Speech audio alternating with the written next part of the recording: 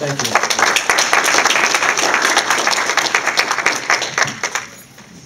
So my story may shock you a little bit here. I got a story. Need the mic. I do need it. Can you hear me? So my story is about triumph over tragedy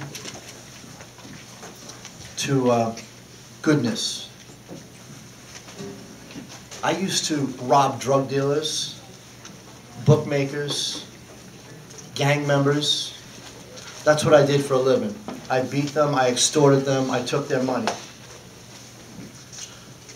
Eventually, I ended up going to a house on the west side. I kicked the door in with a machine gun, fired the kitchen up, and I went to execute a drug dealer. He dove out the window, ran next door and called the police, and the house was surrounded by the Manchester SWAT team within 10 minutes. I stayed in the house for approximately 5 hours. I fired over 200 rounds at the police and the SWAT team until running out of ammunition, at which point I gave up. I was eventually convicted of 3 counts of attempted first-degree murder against police officers, possession of a machine gun, possession of a silencer, possession of a pistol. I was sentenced to 22.5 to 45 years in the New Hampshire State Prison. I was in the county jail before my sentencing, where I assaulted another inmate who had threatened to rape me, and split his skull open, gave him a good beating, and I ended up in maximum security at the prison. When I got to maximum security, they gave me a basic adult education test. It turned out that I had a 7.4 level of education. I was so humiliated that I said, I need to change my life. I had hit bottom.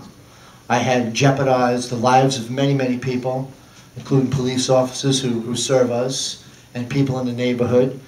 But for the grace of God, nobody was hurt. So I went on a journey to educate myself.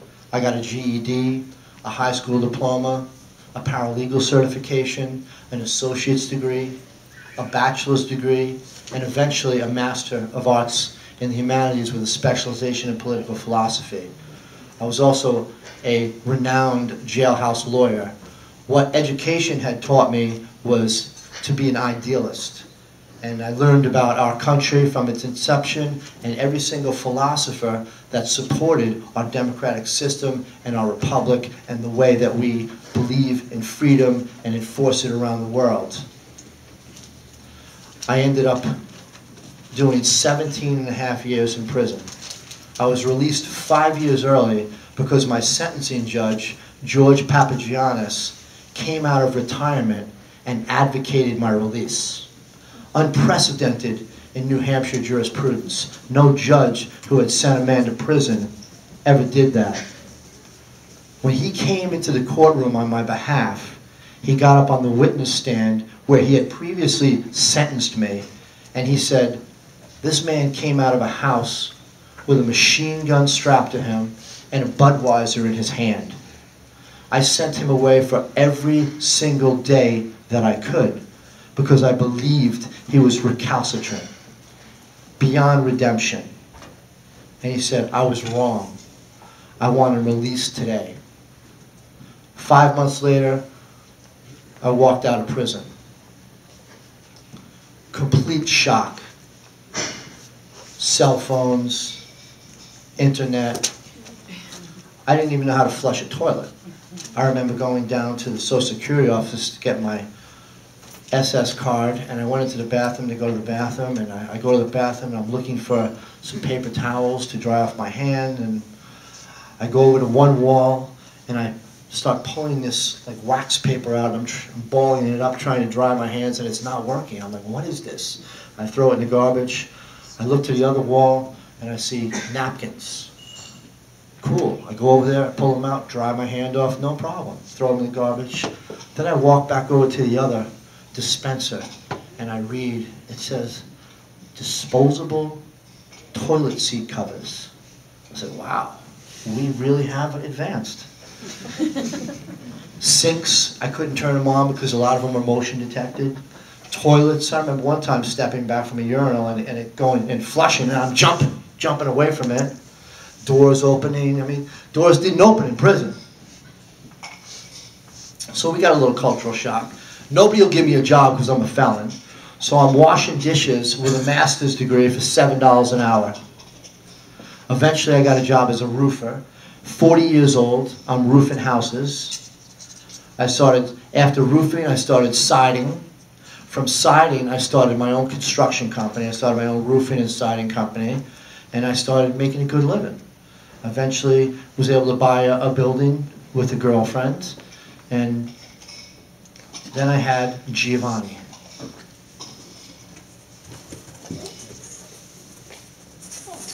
That is Giovanni. Some of you may recognize him.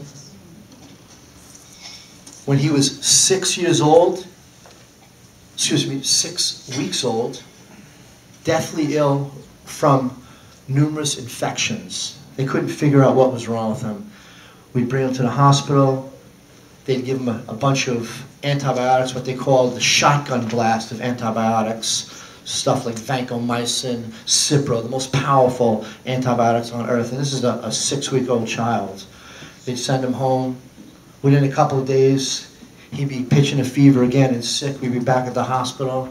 We went from hospital to hospital to hospital, different diagnoses. And I had actually saved the life of a doctor in prison who had killed his wife and ended up in prison. And I protected him. I made sure he was all right.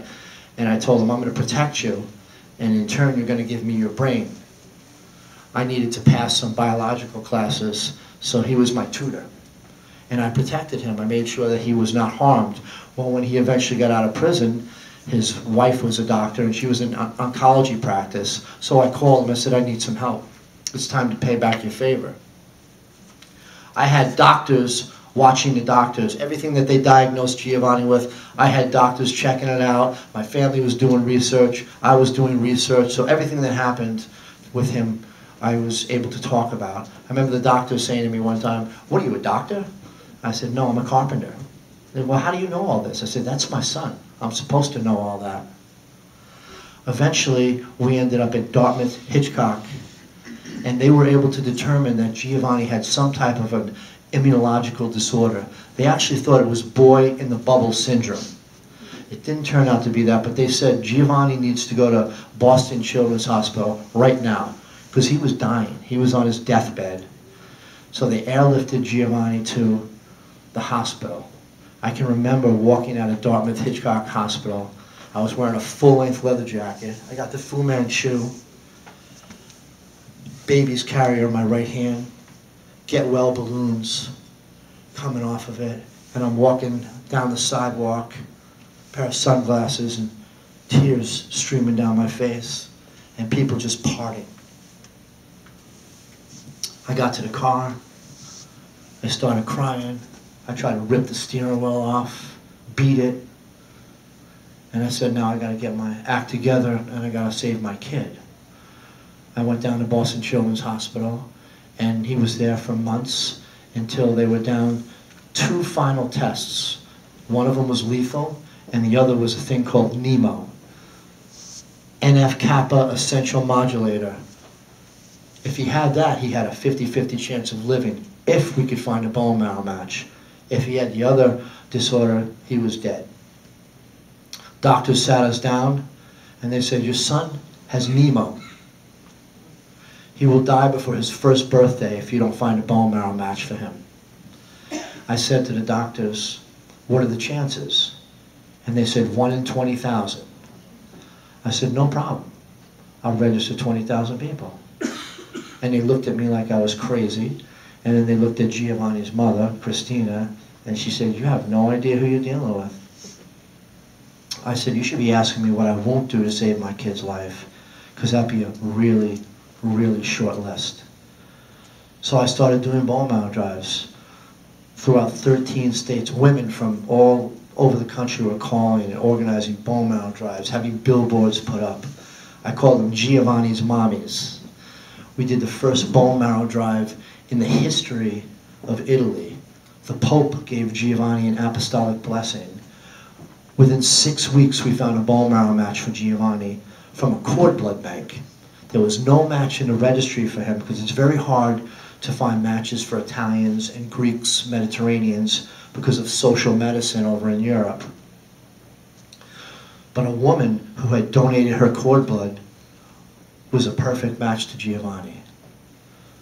They had to get Giovanni up to 12 pounds so that he could potentially survive the treatment for a bone marrow transplant, which can kill you in itself. When they do a bone marrow transplant on you, they give you chemo and radiation for 7 days until they completely wipe out your cellular structure, so that on the day of the transplant, you have 0 cells when they begin to infuse the new stem cells from somebody that's giving you a life-saving chance. Giovanni was very lucky. He began to graft very, very quickly, and his stem cell counts went up very high very quickly. So he was lucky, but he had another problem too. Giovanni had a thing called ectodermal dysplasia, which means he had no sweat glands, so he could not cool his own core temperature. Giovanni was released within a couple of months from the hospital, and we took him home where we had to keep him in isolation for a year. So only a few people could come to the house. Whenever the kids came home, we had to make sure we changed all their clothes. They couldn't come in the house with their clothes from school. The whole house was bleached and propelled and everything cleaned all the time. Nobody could come in that wasn't around Giovanni regularly. And he survived that. And then he got RSV, which almost killed him. And he had 4 more other challenges. So before Giovanni's 2nd birthday, he almost died 5 times. I went on to become the largest bone marrow recruiter in the country, doing bone marrow drives everywhere, working for an organization called Delete Blood Cancer, which was financed by a very, very wealthy man from Germany, Peter Hoff. He started Delete Blood Cancer on the deathbed words of his wife, who had leukemia. She died, or before she died, she said, "Don't let me die for nothing." And this man rallied his industrial friends, and they started a bone marrow registry that today has registered over 3 million people and facilitated over 34,000 bone marrow transplants. Giovanni went through one struggle after the other, but he was an amazing child. I mean, he just, everything and anything, he just went right through it. He loved to play, very, very, very funny, mischievous child. The week before Greek Easter, Giovanni's GI tract was crashing. Giovanni was fed every 3 hours through a hole in his stomach, a Mickey button. And he had a regimen of medications, a lot of steroids. Giovanni's body to this point was breaking down and brittle. He had stress fractures in his spine, his legs, his arms, everywhere. Doctors said that you and I could not walk with this type of pain, but this kid cruised right through it. They went through every type of medication they could to try and correct his GI tract, and they were finally at the point where they were going to have to take his colon out. So they had to fatten him up because he was 5 years old and he was only 25 pounds. So Greek Easter rolls around, Giovanni's home with a PICC line in his arm, and he gets infected. He starts having convulsions. His mother rushes him to Concord Hospital. I get down there, and I take him down to Boston Children's in an ambulance. The last thing that he said to his mother at Concord Hospital was, "I love you, Mommy." When we pulled into the hospital, everything was good. As soon as we got into the emergency room, Giovanni went into convulsions, full body convulsions. He was intubated, and for all intents and purposes, he was brain dead. We called in all the different specialists to make sure that there was no way we could regenerate brain activity. And then I told Christina, I says, we're going to have to take him off life support, you know. she had already had to remove one child from life support because that child had the same thing as Giovanni, but they didn't discover this genetic disorder until 2005. So the child was misdiagnosed. All my family from New York, all around, everybody's in the hospital room. So I told Christina, I says, get in bed with him. Everybody in the hospital knows Giovanni because he was such a celebrity throughout Massachusetts and New England, world press. She gets into bed with him. And it's a very ceremonial process when you remove somebody from life support. We printed his feet. I washed his feet off. We printed his hands. I washed his hands off. And then Christina was rubbing Giovanni, and she laid her cheek to his face, and she began to sing, "You are my sunshine." The most painful, guttural pain that I had ever heard in my life. And remember, I'm a bad guy. I've did a lot of bad things to people. And we removed him from the life support. Greek Easter, he died. When I eulogized Giovanni, I said, we're going to bury my son today, and tomorrow we're going to begin to build his legacy. And we've done that. We continue to do bone marrow drives. Right now, there are more people registered in New Hampshire than any state in the country. 1 out of every 80 people in New Hampshire is a bone marrow donor. This region of New England, Massachusetts, New Hampshire, Vermont, Maine, over 55,000 people registered because of Giovanni. We've registered more people in New England than any region in the country. And we have the highest match ratio in the country. 1 out of every 397 people in New England is a bone marrow match. We truly are the life-saving states. And I like to attribute that to my son. And that's what I do now. I go all over the country and I do bone marrow drives.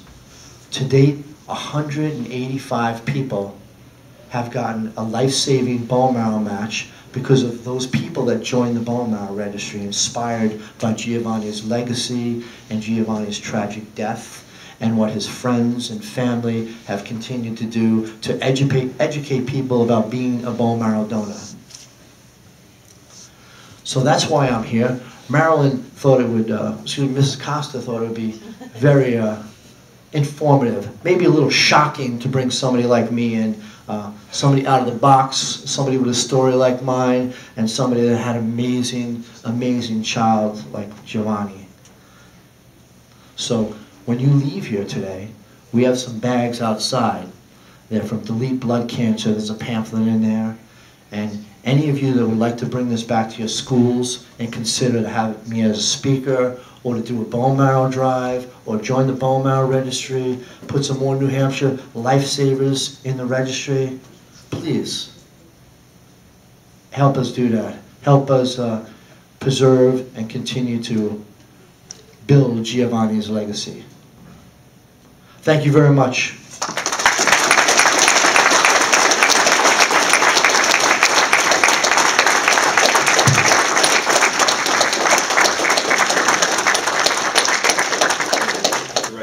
Registration is a one-page application. People from 18 to 55 in general good health, tattoos, piercings, none of that matters. You can join the registry. You never donate stem cells unless you're a match. If you are a match, 70 to 80% of the collections now are right out of the arm. No different than doing double reds or platelets. Painless procedure, everything is paid for. It takes about 6 to 8 hours. If you do that procedure, 4 days preceding the draw, we'll send a nurse to your house and they'll give you what we call a shot of Neupogen or filgrastim. And what that is, it's a protein. And what it does is it boosts the production of your stem cells within your body, so that by day 5, there are so many stem cells flowing through your system that you can potentially have headaches or achy joints, flu symptoms. So that's the first procedure. 20 to 30% of the time, we actually take it from your backside. Now that's a procedure that Hollywood depicts as very, very painful. Not true. We actually put you out. You feel nothing during the procedure, and afterwards it's like having a bruised tailbone. So is it uncomfortable? Absolutely. I mean, you've got a bruised butt. But for a pain in the butt, you can save a kid's life. So if you are a match, we arrange everything. Everything is paid for. You either go to Dana-Farber or you go to Dartmouth-Hitchcock to do your draw. And if you save somebody from the United States and they live here, you can meet them. Imagine meeting somebody that you gave life to. Now, an interesting statistic is 72% of the registry is women. Only 28% men. Men are the ideal donors as well. Men are more reliable donors than women, but women, you know, they're the caretakers. They are, you know, I call them the better of the species. Exactly. Reliable, how so? Reliable. I'm not sure what you mean by that. Reliable. Well, men, you know, they can't get pregnant. They don't usually. They're not running the household. They're working, so they're more reliable with respect to accessibility. Gotcha. Any other questions? You said the limit up to age is what, 50? 18 to 55. Yeah. And the reason you're actually in the registry to your 61st birthday, but this organization, we actually pay for it. We don't charge people to join the registry. Like the National Maradona Program, they charge you $100 to join. We do it for free. And the reason why we stop it at 55 is because we want to get at least six years ROI on you, you know, to make sure you have at least 6 years where you can potentially be a match for us. We're the largest organization in the world. We've got DKMS Germany, DKMS Poland, DKMS UK. We're trying to establish Italy right now, and we've got the United States. So Delete Blood Cancer, DKMS Americas, and that's what I represent. I represent New England, but I'm actually becoming a regional trainer. I'm going to be training other people how to develop their own regions since we've been so successful here. Any other questions? So, I'm sorry, I'm a little unclear. The process, fill out the application? That's and it. then That's it. You have one-page application, 2 cotton swabs. So what we're doing is we're getting the shedding epithelial cells out of your cheeks. And what we do is we tissue type them. Bone marrow matches are based on your tissue type. So the ideal donor is always going to be a sibling. But if you have no sibling match, then you have to target your ethnicity.